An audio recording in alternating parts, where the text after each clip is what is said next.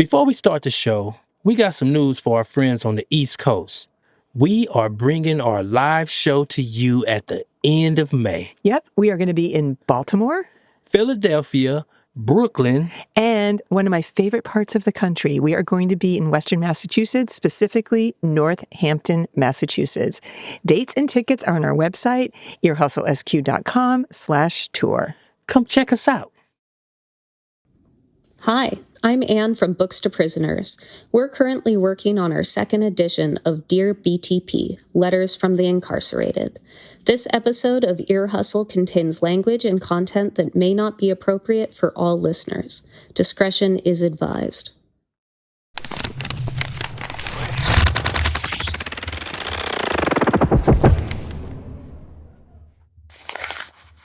Dear Ear Hustle. Hey, Ear Hustle. What's up, Ear Hustle? Hi, Ear Hustle. What's going on, Ear Hustle? Dear Ear Hustle, I just wanted to say, because of your show, I decided to become a prison chaplain and have started volunteering with Prison Fellowship here in Georgia. There is a women's facility in my hometown, and I'm able to go every week and teach classes, participate in art therapy sessions, and even do some music for the participants that have navigated this part of their lives. It has been a rewarding experience for me that never would have materialized had it not been for your show. After listening to your podcast, Sorry Means Nothing, and The Trail, the obvious bias against sexual offenders is evident. As a sexual offender, your mentality is what prevented me from receiving any help in self-help classes or peer mentor situations. I loved hearing Lieutenant Robinson open up over the years of his approval messages. Then Lieutenant Barry was so by the book until this episode. Honestly, it made my eyes tear up. Will she sing in the years to come? I just listened to the episode about mothers, and I was moved to tears. I have a daughter who was in prison in Massachusetts for a year. I will be going in for my 3-year prison sentence in a few weeks, and I am scared about my life afterwards. I didn't think it could happen to me until it did. And I think most people feel that exact same way. And it's very easy to villainize the people that end up in prison until you are one yourself. I must say that I'm quite sad how in the first couple of minutes, Nigel has used the F word twice already. Just because the show deals with hard subject matter, that I appreciate, doesn't mean that it needs to become so crass like this. Please consider toning it back and making it a rare, uncommon thing in the show to swear. Not even at all would be great.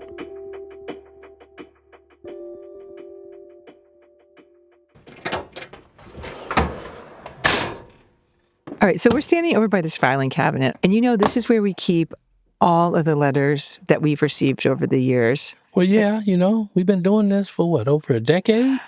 Oh my God, you're right. No wonder we have so many letters. Mm-hmm. And of course, they're all kept in binders, right? Yeah. So wait a minute, will you just hand me one of those binders? Sure. Oh, they're heavy. that one is heavy.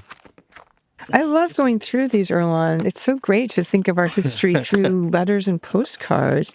Right. This one here is from Tokyo. And it said, I just wanted to write to say how much I enjoyed listening to your podcast. Erlan, here's the one from the guy Rooster who said, remember he said in prison he had that listening club? They would listen to the Ear Hustle and they would talk about it through the vents? Mm-hmm, mm-hmm. Nice. Yeah, that had me laughing. Totally. Well, we've definitely gotten a lot of mail over the years. Yeah, and we've read pretty much every one of them. Mm-hmm. I don't even say pretty much. We've read every one of them. Exactly. Because once a month, the team sits down, and while we eat lunch, we read through the letters that just come in. Well, letters have always been an important part of the show, Erlan. And in fact, I think you remember that one of the things that got me into San Quentin was, in fact, a letter. Oh, do you remember I told you it got this delivered to my house? It was the completely wrong address. And I think it happened 3 times. And if that didn't happen, if that letter didn't get misdelivered to me, I might have never gone into San Quentin. Never. So, and damn, would I still be in San Quentin? It's a scary road to go down. You never know what's going to happen when you get a letter and you open it. Well, that's exactly what we're going to do today. Read some letters and see where they take us. Exactly. I'm Erlan Woods. And I'm Nigel Poor. This is Ear Hustle from PRX's Radiotopia. Texas, Delaware. Yeah, Seattle, North Carolina. Oh, here's from England, Canterbury.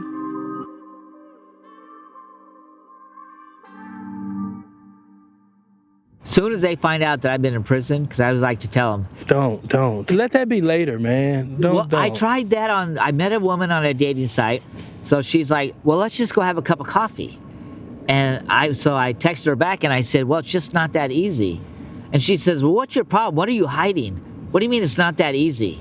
Well, I have to get prior approval. Governor's got to sign off on it. You know, the whole 9 yards. The governor. He was exaggerating. I guess so.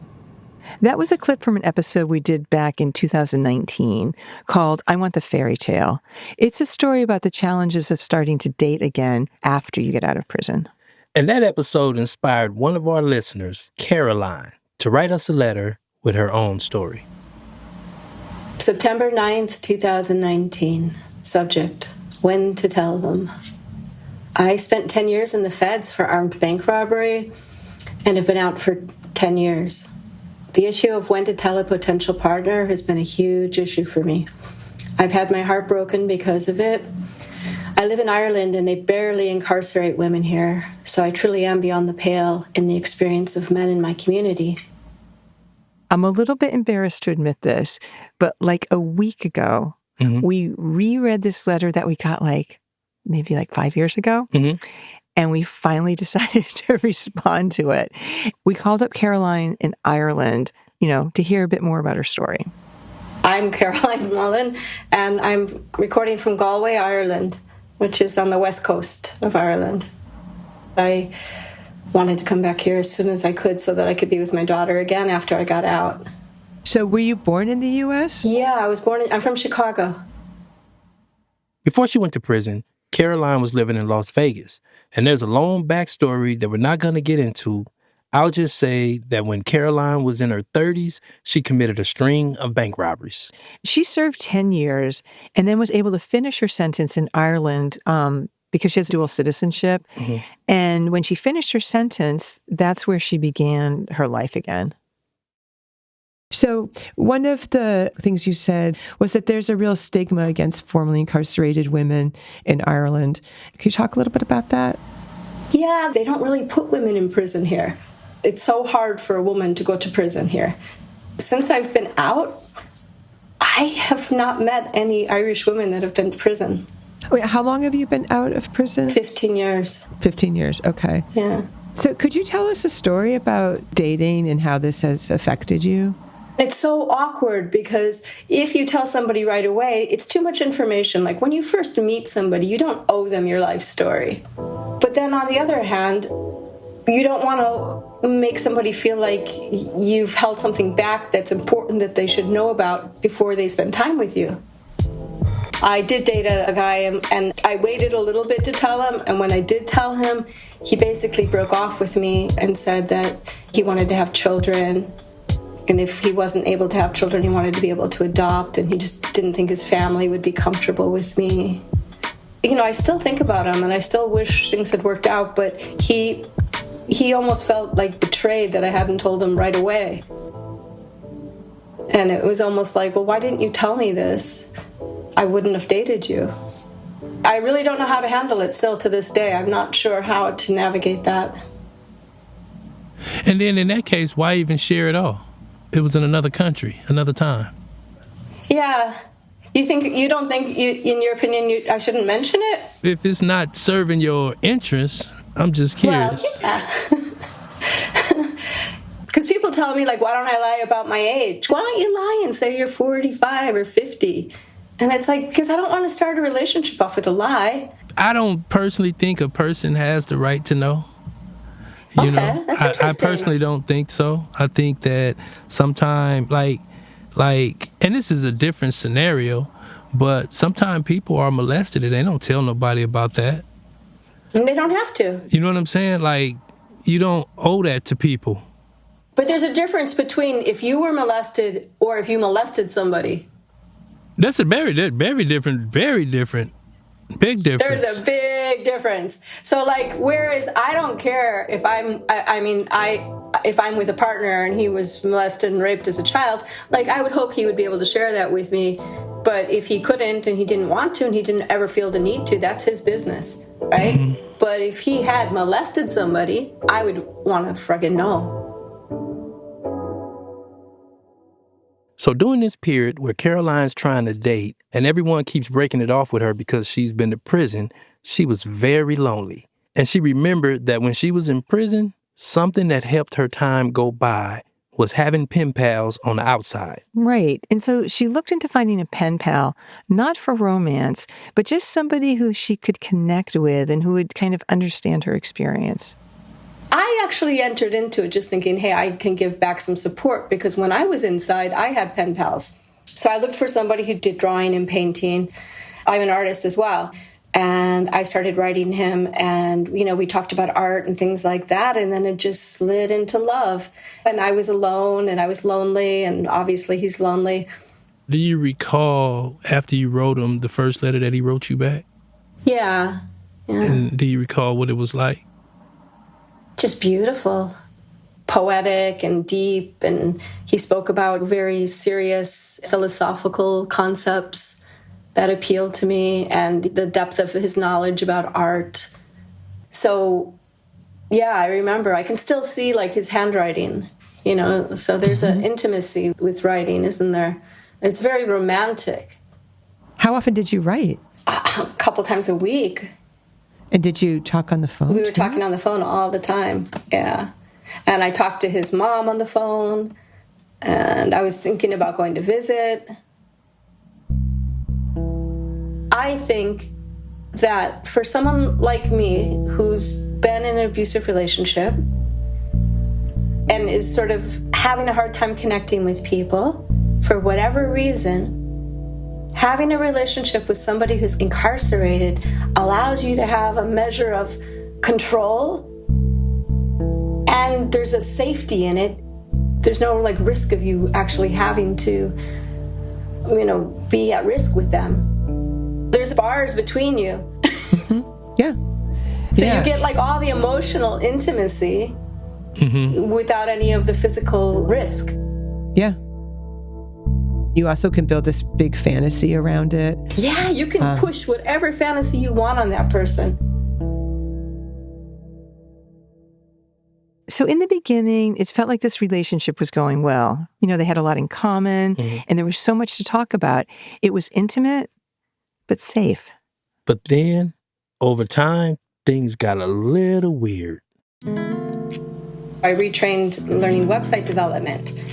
But he was basically sort of pimping me out to do websites for people, or trying to. I was just dude. Part of it I know was that he was very frustrated. He wanted to act in the world. And so he sort of felt like he was acting through me. So was he trying to make money off of you, or just get contacts with people? I think both. Then there was the lie about he had no date. He got life without parole. I thought he had life with parole. It probably wouldn't even have stopped me from being romantically involved with him. But the lie. Well, this comes back to the conversation about being honest with people. And when you find out something, it is destabilizing. And how did you find out he had life without? I got the court records. I was suspicious. And what brought the suspicion on? Him trying to get me to do things for all these people on the outside. I draw a line with people who've hurt women or children. He told me that he had killed his father, but he had actually killed his stepmother and his father. Yeah, I think this... I don't think those things you can really keep from somebody. Yeah, obviously I'm going to find out if I've got half a brain. Especially because I'd been inside myself, and he knew I knew how to read paper and how to get paper. And so it sounds like, ultimately he was a manipulator. Yeah. And that's what you picked up on. Yeah. So after that experience you had with that guy, does the stigma that people have about formerly incarcerated people make any sense to you at all? I completely understand why someone might be hesitant. Because before I went to prison, I've always, I actually did know people that had been in prison, but it's something that I would want to know why. I would want to know the circumstances behind it. I would look at them a lot more carefully because, we know that there's a much higher percentage of people with personality disorders in prison, right? And basically those are fairly incurable, right? That's why I think people have a right to know. Do you think that people that meet you today would ever have the even inkling to think that you've been to prison? No, they so never. The question is, why volunteer that information? Whole nother country, whole nother time, and it ain't gonna get you where you want to be. I know. It's like this. What if they find out? Okay, say, for example, me with my guy that I was writing to. He took a shot that I wouldn't look up his... there was nothing in the papers. I had to write to the court and get his papers to find out. And he was, gambling that I would never do that. So in a way, if you don't tell somebody, I'm gambling that they're never going to find out. I guess the question is, how comfortable can somebody be with that? Some people might not care, but other people might be living on tenterhooks, this is going to come out at some point, and how is that going to affect the relationship? And they could turn around and go, look, you were never honest with me about who you are. You spent 10 years in prison. That's part of who you are. That was not a blip. That was 10 years of my life. I lost everything. I was a whole different person before that. But, hopefully I'll meet that person who can see me for who I am and love me for who I am and just look at me and say, wow, you survived all that and you got out, you retrained yourself, and you built a life. Shouldn't the right person be able to see past that? So when you wrote to us, what made you reach out to us? What was your sort of hope that would come from that? I don't know. I guess I feel lonely. I feel like I meet people and it's like their lives have been so calm and so smooth and so sweet and and I don't know. I guess I just wanted to reach out and communicate with people who have similar kind of, sort of not such a smooth road.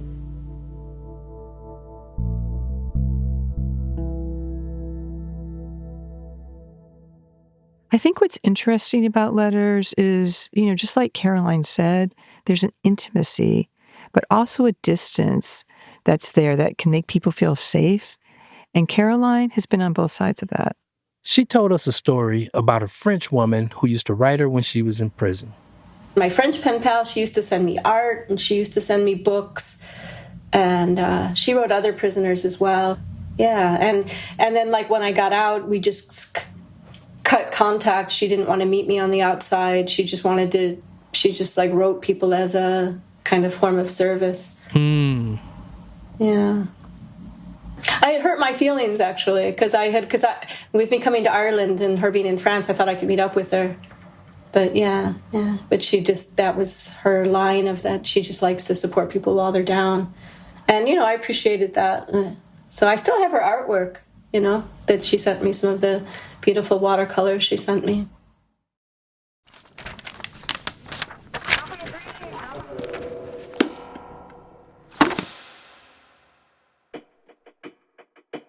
I heard Erlon mention birds in one of the podcast episodes. There are many positives to birding, including a chance to learn about the natural world and birds' place in it. The local Audubon Society closest to San Quentin would be a great starting point for getting information about a coordinator for a club or birding group in San Quentin. Birds are everywhere, and it's really a great hobby. I think it would honor victims and respect listeners if each episode included a brief disclosure at the end identifying the person and the offense they were convicted of. That would allow listeners to decide whether to learn more or simply sit with the story you chose to tell. I hope you'll consider making that change. If not, I may need to stop listening. At 17 years old, my son was arrested and subsequently sentenced to 10.5 years in prison. I was at a loss of how to manage my fear, anxiety, and utter despair. I was trying to find anything to help me understand what he would be going through and what life might be for him. I didn't understand the need for the shine some light episode. There are hundreds of TV shows and podcasts focused on victims and telling their stories. Please stay focused on prisons and those who are incarcerated. This episode was strangely emotional for me. I have a brother with a life sentence, and I do my best to send photos monthly. It always makes me feel kind of bad, like I'm rubbing our fun times in his face. But he says he loves to see him.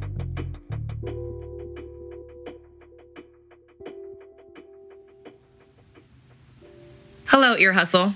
I have been a longtime subscriber to the podcast and heavy listener. Never in a million years did I ever think that it would be so relatable and necessary for my life.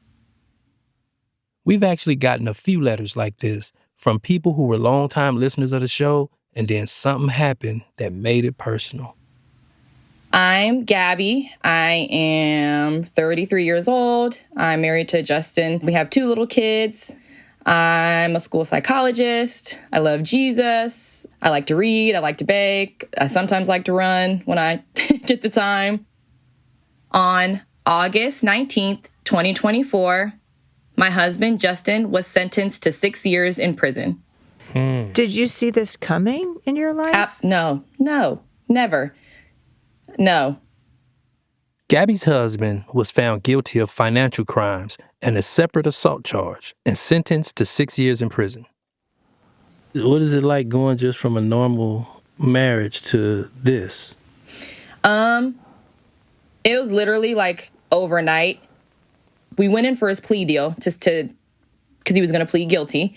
And then our lawyer was saying, okay, he'll do the plea and then we'll come back maybe in a month for sentencing. But when we got there and he said his plea, the judge was like, well, you literally have 0 time served. We might as well just sentence you now and take you to prison. So I definitely wasn't expecting it that day. Am I crazy? That part really shocked me, that you would go to, plead guilty. Mm-hmm. I would never think in a million years, and then they're like, okay, you go to jail now. I thought you'd have time to settle your counts and things. Usually they give you that 30-day window to come back and during sentencing. Yeah. But the judge was like, hey, man, come on, let's go. How did you say goodbye? We stood up in the courtroom. I gave him a big hug and a kiss, and then they just walked him back through a door, and that was it. And then I went home and sat on the couch. I had a blanket, I had the TV on. I couldn't remember what I was watching. And I was just like, I can't believe this is real. I can't believe that he's not here and I have to go pick up the kids and then come home and tell them. It didn't feel real. So I picked them up from daycare. We came home, we sat in the kitchen. And I basically said, Daddy is not coming home. He did something bad, and he now has to go to jail. I counted it in birthdays. So I think I said he'll be there for 4 birthdays before he gets to come home. And I think I asked him, do you have any questions? And then they were like, nope. And then they kind of just went back to their little normal, can I get a snack? Can I watch TV? So it was very matter of fact for them there. What is your profession? I'm a school psychologist. Do you think that helped you? Absolutely. I have hard conversations with kids all the time. And I also am of the personal belief that we need to tell kids the truth in an age-appropriate way. So they don't need all the details, but they need to know what's going on because they're naturally curious. So if they know, I can come to mommy when I, have questions. Wait, what's daddy in there? Why is he in there? And I was like, well, you can ask him. Or, mommy, I really miss daddy. Oh, you know what, baby? I miss him too.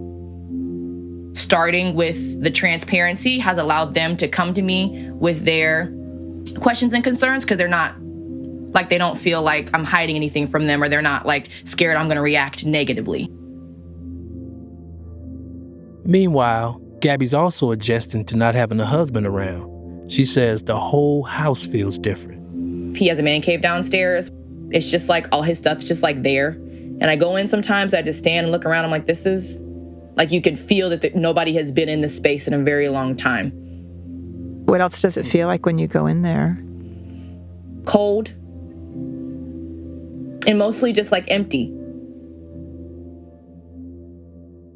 This conversation we had with Gabby took place over Zoom. She was upstairs in their bedroom while the kids were watching TV downstairs. What's on his side of the bed? The catcher's mitt that his grandma mailed us because she's going through and cleaning out his stuff. Just a basket of all his like electronics, so game controllers and random pieces of paper, notes that the kids would like, oh, Daddy, look, I drew you this. It's just like scribbles. I do have like a ton of pillows on the bed, so I like put them strategically in like a U so I can like, you know, I don't know, feel like closed in. And then when I'm very ready for bed, I'll like read and then put everything away. I'll turn the TV on and turn the sleep timer on and then go to sleep with the TV on. I've cried a lot. I've cried a ton leading up to it and a ton after. What is it that triggers the crying, or what are you thinking about when you're crying? Sometimes it's an interaction, like on the phone, that I didn't feel like went well or ended poorly. Sometimes it's a realization of our daughter's learning how to ride a bike and he's not going to be here to like watch her ride a bike, or she has the ballet recital coming up and he's not going to be here to like see her ballet recital. Everything feels like it's like out of control. So having to submit to, hey, you don't have control over this, is difficult for me.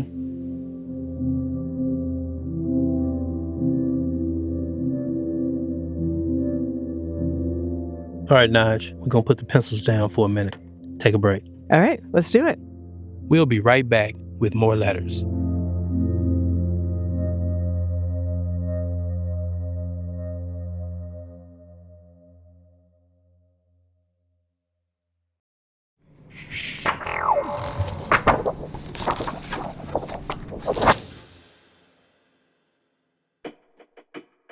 Your sharing of these stories and insights has helped me process my grief of my own brother's death from suicide after being released from his time incarcerated. Thank you for going through it with me and helping me feel a little less alone during the hardest months of my life. You assumed you would be treated in a hostile manner simply because the area you were traveling to was, quote, Trump country. The implication being that supporters of Donald Trump, over 74 million Americans alone as of 2016, by the way, are inherently hostile people. What if you had said, I assume these people would be hostile because it's a black neighborhood? How is that different? Nigel, to be frank, that is prejudiced as hell and very insulting. Good luck to you, and I sincerely hope you move past your frankly ignorant assumptions and attitude. I understand that you don't or can't ask people about their specific crimes, but that is very interesting to me, especially when they talk about their lives before they were incarcerated, so I can better understand why and how they ended up at their situations. I was surprised how much I didn't like The Loop. Unlike your normal episodes, I found The Loop disjointed and not the usual good production we're used to. I listened to every episode, hoping the story would catch me, but by the end, all I was feeling was sad. I never felt that Erlon, Nigel and your staff ever made real connections with the kids, as if the series was being rushed so there was not enough time. The last episode, where you all rehashed the series, gave me the feeling that you were trying to convince yourselves that The Loop turned out great, and that it was what you were hoping it would be. Hi, Ear Hustle team. I just wanted to share something personal because your show played a direct role in it, and it feels important to tell you. In 2019, I listened to your episode, Respect the Paper. Something about it stayed with me long after it ended. I had never written to an incarcerated person before, but that episode stirred something in me. A few days later, I picked up a pen and wrote my first letter, and that letter changed the course of my life. The person I wrote to was Ricky Davis, who was incarcerated in Angola prison in Louisiana. We exchanged hundreds of letters over 6 years. We talked about everything: faith, philosophy, fear, parenting, dreams, literature, panic attacks, the effects of Hurricane Katrina, and what hope looks like when the world tries to take it from you. He became one of the most important people in my life. So after you sent the first letter, how long did it take to hear back from Ricky? I think it was a couple weeks. You know, you can't send them anything, but you can send a book from Amazon if it has like a receipt. So I sent him Light on Yoga, and then I hand wrote out a yoga sequence for panic attacks and back pain, and that's kind of how we got started. I remember being really a little bit nervous about writing an incarcerated person because I didn't have any experience with anybody who was incarcerated. And so I was just being very boundaried. I didn't know who he was or why he was there or what his character was like. So it was just like, here's the yoga book, here's the yoga sequences. Let me know like after you've completed them, and then we'll move on to the next. Do you remember how many pages you wrote? I actually remember like handwriting out like little stick figures doing yoga poses. So there was like several pages, but a lot of them were like my handmade graphics. Oh my gosh. So what was it like when his letter arrived? And do you have a mailbox? I have a mailbox. Yeah, and you opened it and you know, there's not that many hand-addressed envelopes anymore. So what was it? Can you remember what it was like when you saw the letter there? I think I had mixed feelings. You know, I know this sounds like really woo-woo, but I had a feeling when I stamped that first letter and put it in the mailbox that something big was going to happen. And I couldn't tell if it was like a good thing or a bad thing. So I had this very nervous feeling, but it didn't feel neutral. Have you ever had that experience where you have a feeling like there's a track, this is going to lead to something that's going to be significant, and I don't know if that significant thing is going to be good or bad? You spoke about being boundaried. Can you talk about what that meant to feel boundaried and what you were afraid of and what you were excited about? Yeah, there was two things. Like one, I didn't know who he was or why he was there or what his character was like. But then also I think another part of it was that I felt like, well, what do I have to offer, really? Did you not feel that correspondence alone was enough? Well, I mean, yes and no, Erlan, because yes, correspondence is enough, but then when you put your pen to the paper, what do you write about? What did he have to offer you? Because friendships are built on offering each other something, not just a one-sided offer. I'll tell you, like, there is an honest, selfish answer to that, which is there was a very real part of me that liked the idea of having somebody anonymous to write to. I liked the idea of writing somebody who didn't know me and who I thought at the time that I would never meet and didn't know any of my friends and I didn't know any of their people. Do you remember when the guards started to come down? It was very slow. So we were doing the yoga exchange, and then we decided to do a book exchange. Because I could only send something from Amazon, I sent him a book by Octavia Butler called Wild Seed, and we read that together and then started to discuss the details of the book, and then we became prolific, where I was sending him books. And then we were reading them and discussing them together, and that was kind of the window into us relating portions of the book to our own life and our own history. And then that led to me wanting to ask him questions about like why he was there and what his life was like. How often did you correspond? I think that there was over 1,000 letters in 7 years. Ooh. At first, they was writing letters, like real snail mail letters with those pencils and pens. Exactly. But then tablets got introduced into the prison system, which meant Jen and Ricky could basically email each other over a system called JPay. You know, on JPay, you can send like these like 30-second videos. So I would send him videos of like the ocean or the marketplace in Morocco or a river. And I wouldn't even necessarily talk. Like I would just give him a scene. The thing about a correspondence, and we talked about this earlier in the episode, is that it creates, a real intimacy. And because of that intimacy, the intentions aren't always clear. And people handle that in different ways. Ricky definitely felt that intimacy. And after several months of writing Jen, he shot his shot. When we started getting deeper into a friendship with each other, I think that Ricky wanted to have a courtship, which I get, but I was pretty adamant that we were going to not go in that direction. And Ricky felt like my boundaries around that were like faulty way of thinking, that I was like a hyper-independent woman that didn't realize that men and women naturally need each other in a certain kind of way. But my argument was that if we dropped that whole idea and we just allowed ourselves to be non-romantic platonic friends and there was no agenda between us, then we could really have something really real. And he eventually agreed with me that was like gold. For the next 4 years, they kept writing each other. She'd tell him about her travels, he'd worry about her safety. He'd often send her quick goodnight video messages.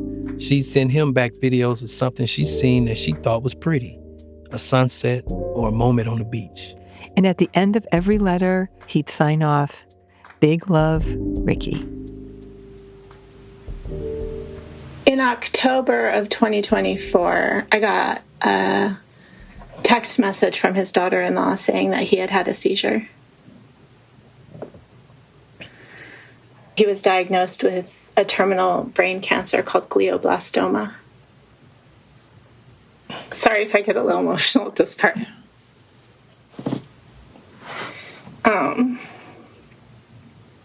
It's like a star-shaped cancer in the brain. And then he had 2 brain surgeries. And I was terrified that he was going to die in prison. Ricky went into hospice. Jen wanted to be able to say goodbye in person, so a few weeks later, she flew down to Louisiana. This was the first time they'd met in person. Jen wrote a list of things that happened that day. She pulled it out and read it to us.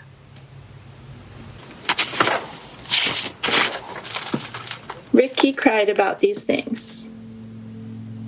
The bruises on his ankles from being shackled to the hospital bed. How skinny he is and how he's losing himself in mass. God, love, Israel and Palestine. Something about the Lakota tribes, children, and his brothers in Angola. Ricky laughed about these things. How good the bread pudding tasted. How good the peas were. How delicious the roasted chicken tasted. Feeding Duke pieces of chicken under the table. I brought my dog.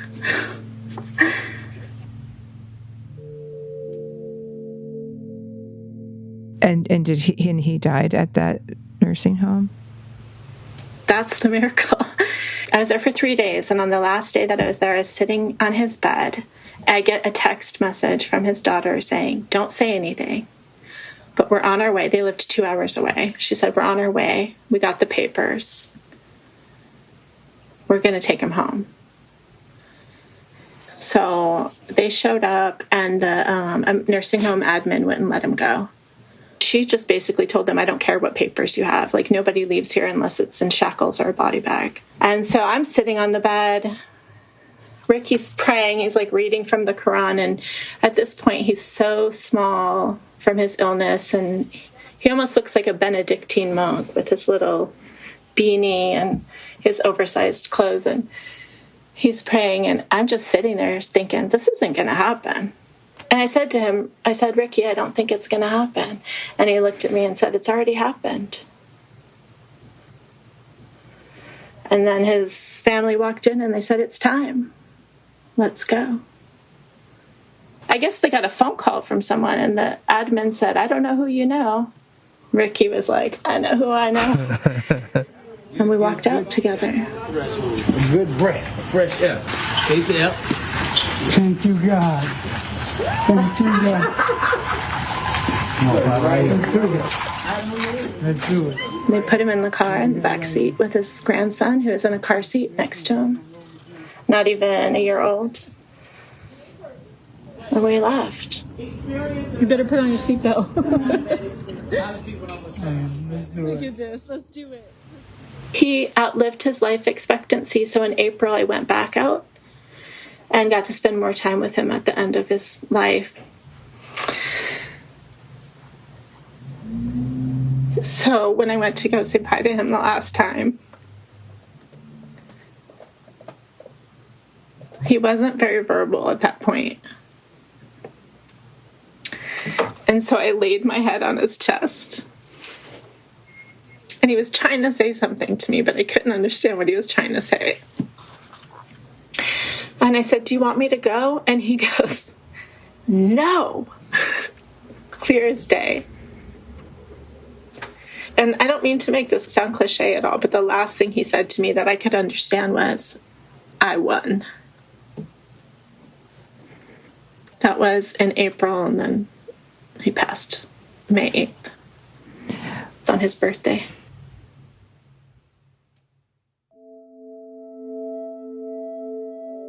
And in his obituary, his family mentioned me, when they say like survived by, that he was survived by, his children and his mother and his family. And then it said his best friend. That meant a lot.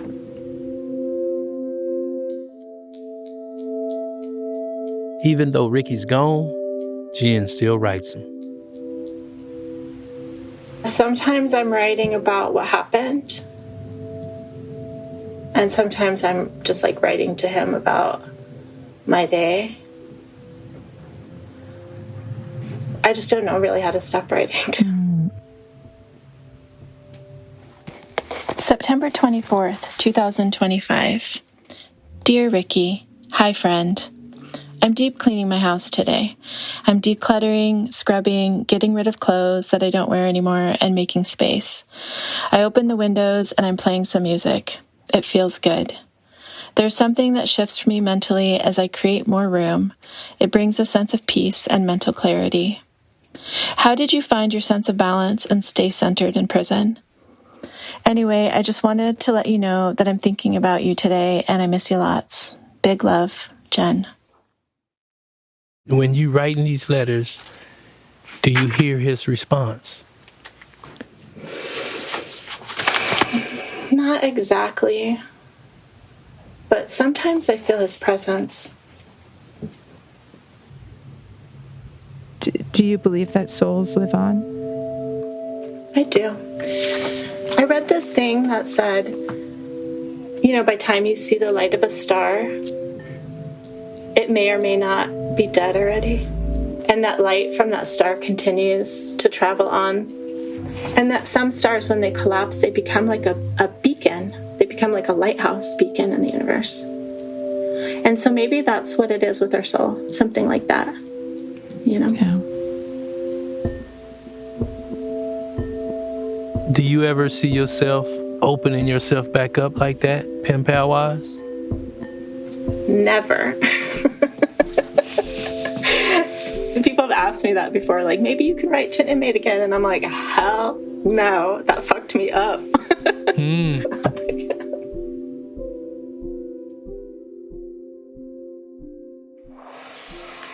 Peace and love, my dear friend. So I was just thinking of you, and I wanted to send you a video before I turn it in for the night. I hope all is well on your end, and I hope to hear back from you soon. Take care of yourself, and peace be upon you. Sending big love your way. All right? Bye-bye. If anyone wants to send us a letter, write us at Ear Hustle, P.O. Box 883723, San Francisco, California, 94188. That's Ear Hustle, P.O. Box 883723, San Francisco, California, 94188. Like we said, you never know what will happen when you send a letter and someone opens it. Big thanks to all our friends at KQED for reading all those letters you've been hearing throughout this episode. Ear Hustle is produced by me, Nigel Poor, Earlonne Woods, Amy Standen, Bruce Wallace, and Kat Shuknek. Shubnam Sigmund is the managing producer. The producing team inside San Quentin includes Darrell Sadiq Davis, Tom Wynn, and inside managing producer Tony Tafoya. Ear Hustle will always be free. But if you want more Ear Hustle without ads, sign up for Ear Hustle Plus. You'll get subscriber-only bonus content, and you'll be supporting our team. Next up on Ear Hustle Plus is an Ask Nigel and Earlonne Anything episode, where we answer a bunch of questions from listeners. Sign up at earhustlesq.com/plus or directly in Apple Podcasts. Thanks to Warden Andes and Public Information Officer Lieutenant Berry at San Quentin Rehabilitation Center. Acting Warden Parker, Associate Warden Lewis, and PIO Lieutenant Avina at the California Institution for Women. And Warden Dela Cruz and PIO Lieutenant Williams at the Central California Women's Facility for their support of the show. Bruce Wallace sound designs the show with help from Earlonne Woods and Darrell Sadiq Davis. Fernando Arruda and Harry Colhane are our engineers. Music for this episode is by David Jossie, Antoine Williams, Dwight Krisman, and Bruce Wallace. And if you want to show your love for Ear Hustle with some merch, there's a sale going on right now in our store. Come on, man, $10? Right, $10. $10 for some Ear Hustle merch? Mm-hmm. Go to earhustlesq.com/shop. And if you want to learn more about this episode and really all of our episodes, sign up for our monthly email newsletter, The Lowdown. You can see photos from our live shows, go behind the scenes to find out what the Ear Hustle team is up to, and more. Sign up at earhustlesq.com/newsletter. Ear Hustle is a proud member of Radiotopia from PRX, a network of independent, creator-owned, listener-supported podcasts. Discover audio with vision at radiotopia.fm. I'm Nigel Poor. I'm Earlonne Woods. Thanks for listening.